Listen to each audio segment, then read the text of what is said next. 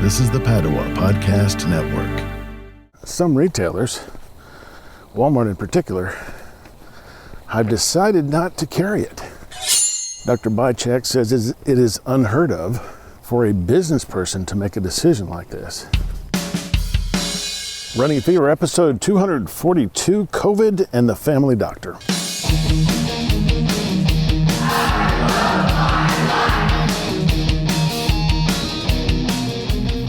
Welcome to Running Fever. Michael Davis. This is a podcast about fitness, diet, and medicine. The goal is to live a long, healthy, happy, active life. Right up to the very end. That's what I want to do. That's what you want to do. And come on along and we'll get there together. It's a full moon, it's supposed to be. And it's pretty bright out there, but not quite bright enough to see. But it's a beautiful, crisp October morning here at Lake Fayetteville. And I'm gonna walk about 3 miles total today. That's my distance that I'm going for. Yep. Did have my hydratory procedure earlier on the way over. What I've been doing is putting in my bottle of filtered water, and I used cold water this morning, which didn't really need. I put a little bit of salt in there and some lemon juice. And this is supposed to, lemon juice helps your body absorb the water better. And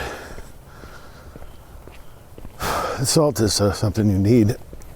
Like, I don't know if you remember that David Hernandez mentioned electrolytes in the episode with him on hydration. I really enjoyed those episodes. I'd like to know what you think about them, because I can probably have him on again next year, hopefully. Be interested in seeing this runner, professional wrestler, bodybuilder, David Hernandez. Let me know. So that's what I've been doing, and actually, I kind of like the taste of salt and lemon juice, so helps me that way as well. Well, good. As I said, it was a crisp morning. Could see my breath out here. It's not as bad it's only a few degrees difference, but the official temperature, which is probably from the airport, is 47 degrees. But car says 51. All right, I'm at the 4 mile marker. I'll probably go to the 3 mile marker, or maybe a little beyond, because I think I'm at 3 point something where I started the car. I don't think it's been half a mile, but anyway, close enough.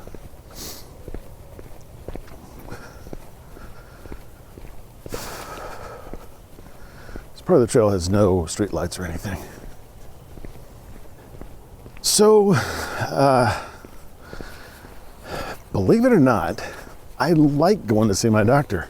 I wish I could do it more often without having to pay him lots of money. But, for someone who cares about health enough to do a podcast on an episode every week on it, it's a chance to get a professional point of view and a real life point of view on medicine. Plus, he's just a nice guy. So I am going to have a separate episode on the details of my annual physical and what you can learn from it. But today, I'm going to talk about how a primary care physician is handling the pandemic. So this is 2020, and COVID-19 has unfortunately swept the world. And we've gone into that quite enough. I don't have to tell you about it. We're getting this down to the local level here. That's what we're doing. So when, at the time of my visit, which was the, I think August 31st was the date, he'd seen 12 confirmed cases of COVID-19. Fortunately, none of his staff has been infected. And he said for about 6 weeks, the number of patients coming through was about 50% of normal. But they're really back up to normal now, or as the time I was in there. Back to 100% pretty much. But a portion of those patients are now seeing him via video conference. Any patient who is sick can call in a wellness visit like the one that I had, just to get my physical and to get a prescription renewed. Those type of visits, obviously, you can go in, but if you're actually sick, they want you to do a video call. So, he talked about the limitations of this. Obviously, you're seeing someone in 2D, you're hearing them over an internet connection, and perhaps most importantly, you can't touch the person. So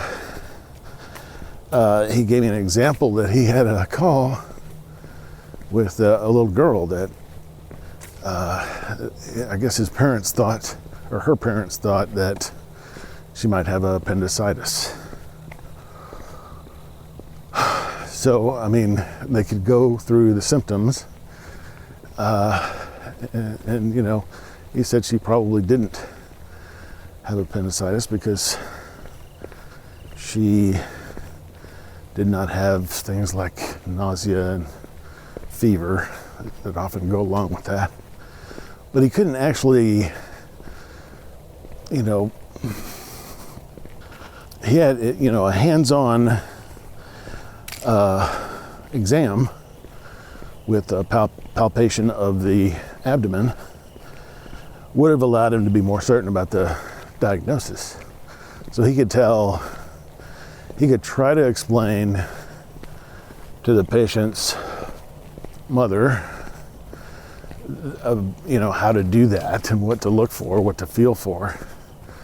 But that's just one example of kind of the limitations that he's working under. So here's how he is treating COVID-19 patients.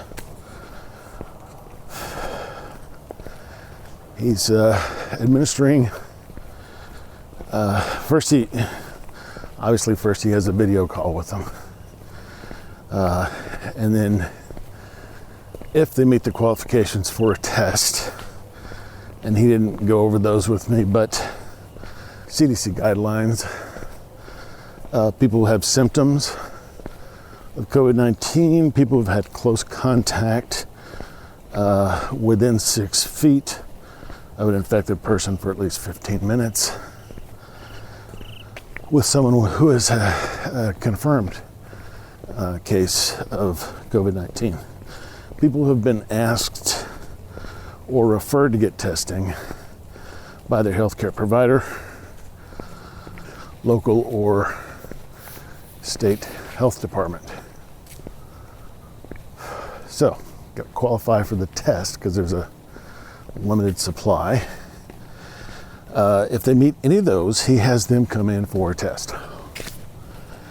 The test is taken in the parking lot outside the office. And since it can take several days to get the results, he makes an immediate determination as to whether they are likely to be infected. And if so, he begins treatment even before the test comes back. Otherwise, you would lose that time. He's normally experiencing about a 3-day turnaround on the tests. So obviously you don't want to wait to treat someone who probably is infected. So trying to get ahead of things there. So, all right, I'm gonna, another sign here. It's dark. Even with the moon, it's dark with these trees. 4.41.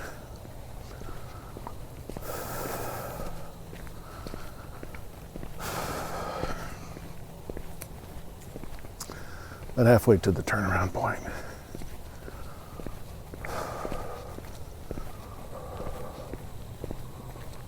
Okay, I'm getting out into the brightness. Open area. The moon is bright. So, we hear a vaccine is coming soon. There's been a monumental worldwide effort to make it happen. But even when the vaccine comes, when the vaccine for SARS-CoV-2 is available, it won't help those who are already sick. So here's a course of treatment that is currently available to Dr. Bychak, which he may prescribe to a confirmed or probable case of COVID-19. Magnesium glutamate. This helps to combat the cytokine storm that I talked about in episode 241, which was about the inflammation aspect of the disease. Unfortunately, the magnesium you can usually get at Walmart or your grocery store is more likely to be magnesium oxide or magnesium sulfide. I gotta pay attention to where I'm going here. Wandering off the path. I'm sorry. Magnesium citrate, not magnesium sulfide. But both of these can cause diarrhea. And he mentioned Z-Paks, which I believe